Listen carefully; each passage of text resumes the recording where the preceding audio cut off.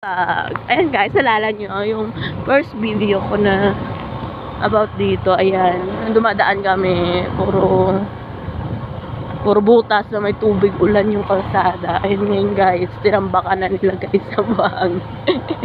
Sunod guys, dapat semento na to guys ha. Salamat sa nagtambak ng buhangin kahit pa paano nadagdagan ng lupa. Dapat sa sunod next month, dapat semento na to. DPWH. Huwag nyo nang ibulsa yung pondo. Ipagawa nyo na ng kalsada. Umalubak, masakit sa puwet. Hindi na drive. Diba?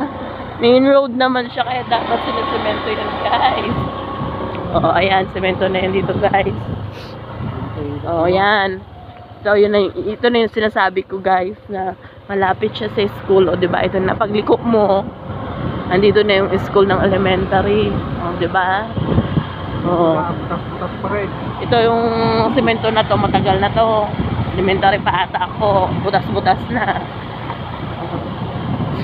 Diba? Nakakalyo-kalyo na. Yan o.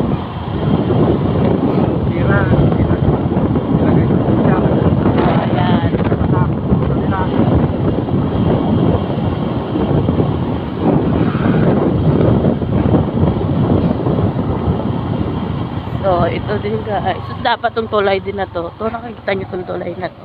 Lalo na tapat siya ng paaralan. Dapat pinapaayos na siya kasi nakakatakot. Ano, diba? O, kaya na. Nag-vlog-vlog ka. Yan na kami guys.